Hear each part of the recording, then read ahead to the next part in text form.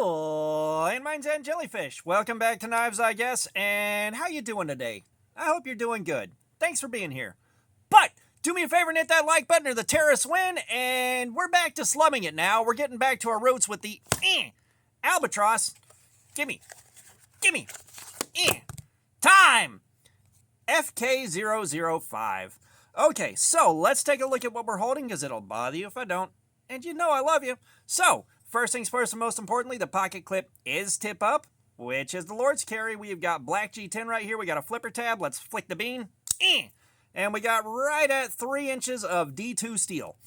Okay, so a little bit about this thing. This was bought about the time I went through that just trial and tribulation with the bad D2 on the QSP Penguins, the Ozark Trail Axis locks. Like, if I remember right, and I could be wrong, that was about that time, and I was looking for something to compete with. I was looking for something to compete with this in a very, very comparable price range, but with good D2. Because this orange one was an absolute freak of nature. It overperformed with what it was supposed to do versus the new ones, especially because the new ones are trash. But I've been trying to find something to compete with that, and something that offers D2 with a good heat treatment for a very similar price. And I paid $13.75 for this. They're on sale now. The price is $27.50. I believe I got it on a pretty steep discount, like on a sale. So you'll have to judge whether or not this is worth it to you. This thing is definitely a weird beast. Like, the pocket clip here has got that mark of the beast going on with the 2 screws like this. Like, when you see pocket clips like this is usually the mark of the beast, that you're getting a cheap flea market knife.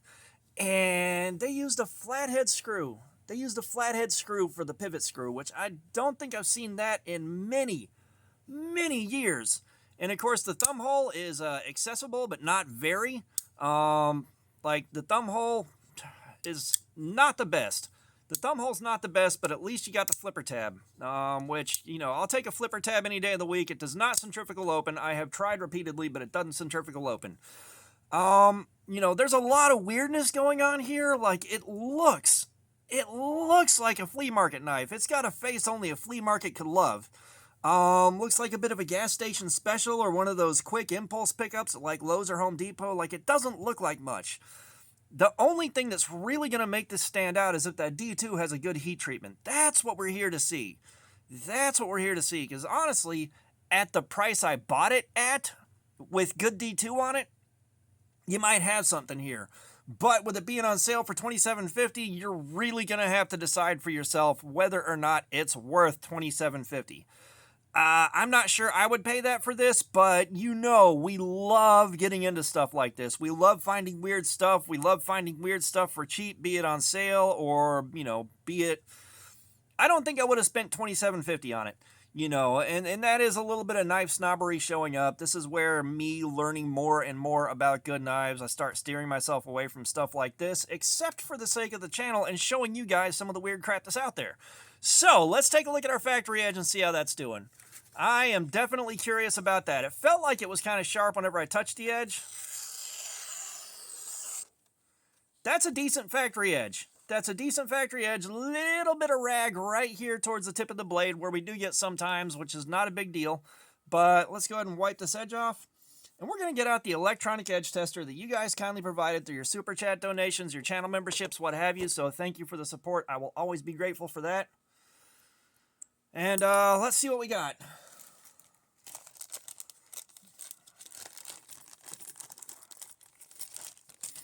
Alright, and the way this works, if you haven't seen one before, by some strange miracle, most of y'all have been here for a while, is it measures the number of grams of force it takes to cut through the wire on that calibrated test clip. The lower the number, the better. A good edge is around the 140s. A great edge is around the 120s. I'm expecting to see 170s. 205. Okay, so 205 is not a huge jump from the 170s, but 205 is definitely not the best edge we've seen in a while from a factory edge. It's going to do the job, and it's going to do the job okay. However, that 205, that gives me a little bit of pause and a little bit of cause for concern. It's not 275 or 300, thank God for small favors, But when we start getting high numbers like that on factory edges, I start feeling like we might be looking at a bad heat treatment here. I have gotten a lot of badly heat treated D2 recently. And when we start with high numbers like that on the factory edge, that's definitely a little bit scary. Now, that being said, the Guidesman Fracture was in a similar position to this. I think the numbers on that were a little bit higher. Let's see. Yeah, because we started with a 222 on that when we did Cardboard Slayer, and that held up okay enough for a $20 knife. Approaching 30 bucks, you could probably do a lot better than this, but we're going to find out.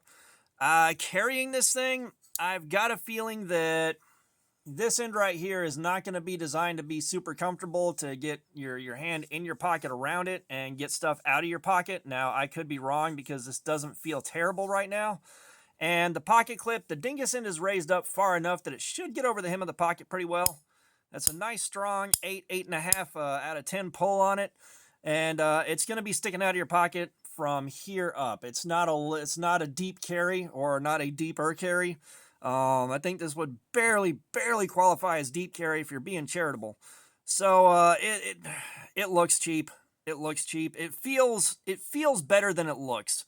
We'll put it that way. The action on it feels better than it looks. It does drop shut if you shake it. Let's see. Can I see bearings? Yeah, it's riding on bearings. You got your flipper tab here. The D10 on it is solid. The materials are there. You got G10. You got a nice, thick, beefy steel liner on this thing. Like, it is definitely beefy. It's going to stand up to a lot of punishment, at least in this area right here. I don't have to worry about this thing folding over on me. It's almost like the G10 on here was just for decoration. The flipper tab feels good on it, but it feels a little bit on the small side, even for a 3-inch blade, because this part is so narrow right here and the blade is so narrow. It does feel smaller than it actually is, but I don't see any major issues with it functionally speaking. It's just a bit on the fugly side. Yeah. Again, a face only a flea market could love. And this is kind of a weird thing. You know, I generally kind of steer away from gas station knives unless I want to do a video just for funsies. And this has many of the hallmarks of a gas station knife that I would typically avoid. The only thing that sold me on it was the D2 at $13 and some change, $13.75. Just God almighty, it looks like it looks like a trash knife. You know, I think you guys in the comments will agree with me. It does look like a trash knife. It looks trashy as hell. But, I mean, the fit's there, the finish is there, the materials are there, everything is there for it. I just kind of wish they would have made a more visually appealing design. And I kind of like and also kind of don't like the fact that all the hardware here is flathead screws. Like, I know I've seen knives like this before, but that had to have been back in the mid-1990s. That tells you how long it's been since I've seen flathead screws used for pivot screws and mounting hardware on a knife. That is just straight up weird. And with there not being flathead spots on this side, I'm not sure how you go about completely removing the barrel spacers unless you got kind of lucky on it. I don't get it. But we're not going to have to disassemble this, thank God for small favors.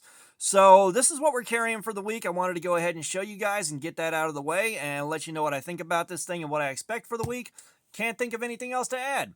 So all that being said, thanks for looking at my crap. Subscribers, you guys are awesome. Y'all keep coming in. I appreciate you so much. If you haven't subscribed, please do. We got live streams, regular videos. There's plenty of activities. Comments, I love some feedback. Let me know what you think about this thing, and let me know whether or not you think it looks like a flea market special, because I certainly do. Of course, I got my Amazon shop linked off. You don't have to use it, but it's the easiest way I have to show you cool stuff that I've found in the last couple of months. And all that being said, y'all have a nice day.